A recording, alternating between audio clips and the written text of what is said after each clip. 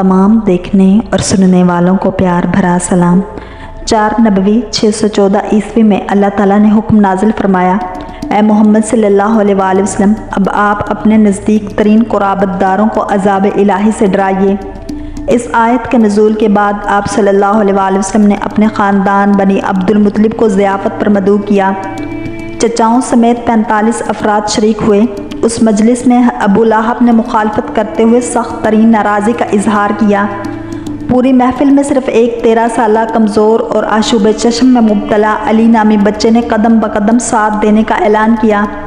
अभी महफिल बर्खास्त होने वाली थी कि चचा हज़रत अबू तालिब की आवाज़ ने मजमे का सुकूत तोड़ा। ए मोहम्मद सल्लल्लाहु अलैहि वसल्लम, तुमको तुम्हारे अल्लाह ने जिस काम का हुक्म दिया है तुम उसे अंजाम दो। मैं तुम्हारी हिफाजत और आनत करता रहूँगा जब तक मेरी जान में जान है। हज़रत अबू तालिब की हमायत ने हुज़ूर अकरम सल्लल्लाहु अलैहि वसल्लम के हौसलों को बुलंद किया और फिर एक सुबह सवेरे आप सल्लल्लाहु अलैहि वसल्लम ने कोहे सफ़ा की सबसे ऊंची चोटी पर खड़े होकर कुरैश के तमाम ख़ानदानों का नाम लेकर उन्हें दीन हक़ की दावत आम दे दी। ये दावत सरदारान मक्का के खुद साख्ता खुदाओं के ख़िलाफ़ गोया ऐलान जंग थी। चुनांचे उन्होंने भरपूर मुज़ाहमत का फ़ैसला किया और फिर तज़हीक व तहकीर, इस्तेहज़ा व तकज़ीब, गुंडागर्दी, तोहमतों, बेहुदा गालियों का एक लामतनाही सिलसिला शुरू कर दिया गया। दुनिया को कोई जुल्म, कोई तशद्दुद ऐसा न था जो हुज़ूर अकरम सल्लल्लाहु अलैहि वसल्लम और उनके जानिसार रुफ़क़ा के साथ रवा न रखा गया हो। उस गंभीर सूरत हाल में हुज़ूर अकरम सल्लल्लाहु अलैहि वसल्लम ने मुसलमानों को हबशा के जानिब हिजरत की इजाज़त दे दी। चुनांचे 5 रजब 615 ईस्वी में हज़रत उस्मान गनी रज़ी अल्लाह ताला अन्हु की क़यादत में 12 मर्दों और 4 ख़वातीन पर मुश्तमिल पहला काफ़िला हबशा की तरफ हिजरत कर गया। उसमें आप सल्लल्लाहु अलैहि वसल्लम की साहबजादी और हज़रत उस्मान गनी रज़ी अल्लाह ताला अन्हु की ज़ौजा हज़रत रुक़ैया भी थीं। हिजरत करने वाला दूसरा ग्रुप 82 मर्दों और 18 ख़वातीन पर मुश्तमिल था। 6 नबवी में हज़रत हमज़ा रज़ी अल्लाह ताला अन्हु और उनके 3 दिन बाद हज़रत उमर फ़ारूक रज़ी अल्लाह ताला अन्हु ने इस्लाम कबूल किया, जिससे मुसलमानों को बड़ी तक़वियत हासिल हुई। रसूलुल्लाह सल्लल्लाहु अलैहि वसल्लम ने अल्लाह से दुआ की थी कि उमर बिन ख़त्ताब और उमर बिन हश्शाम यानी अबू जहल में से किसी एक को इस्लाम की तौफ़ीक अता फरमा दे। हज़रत उमर रज़ी अल्लाह ताला अन्हु के इस्लाम लाने के बाद मुसलमानों ने पहली मरतबा सहन काबा में हुज़ूर अकरम सल्लल्लाहु अलैहि वसल्लम के इक़्तिदा में बाजमात नमाज अदा की।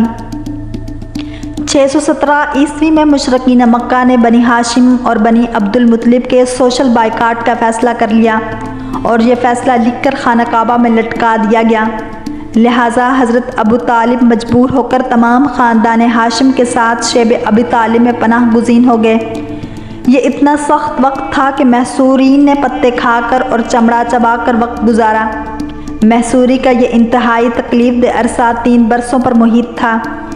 शेब अबी तालिब में महसूरी के 6 माह बाद रजब 10 नबवी में रसूलुल्लाह सल्लल्लाहु अलैहि वसल्लम के सबसे बड़े हमायती और सरप्रस्त जनाब अबू तालिब 80 साल की उम्र में इंतकाल कर गए।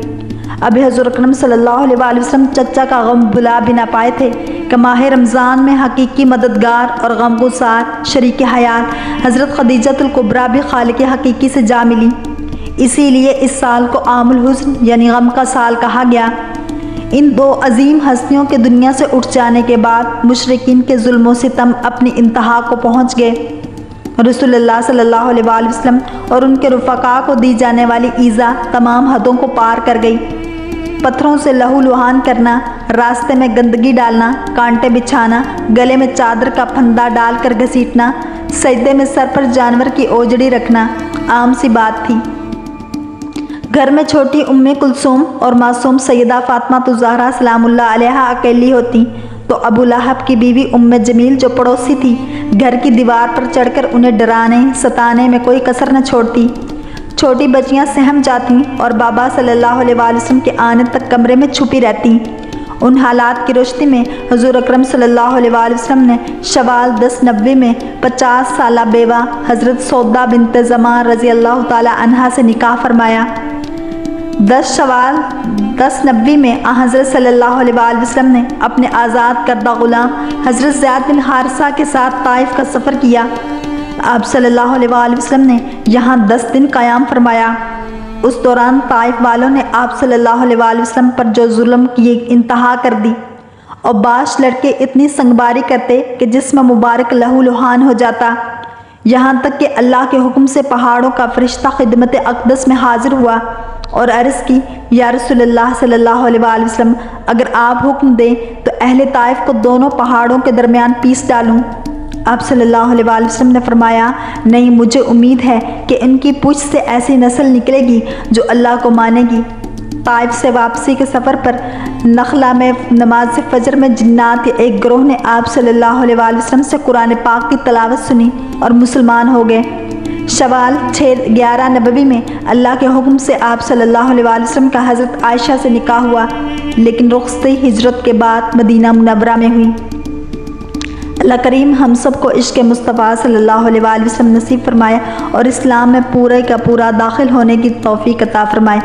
اگر آپ کو یہ ویڈیو پسند آئی ہے تو لائک، شیئر اور سبسکرائب کرنا مت بھولیے تاکہ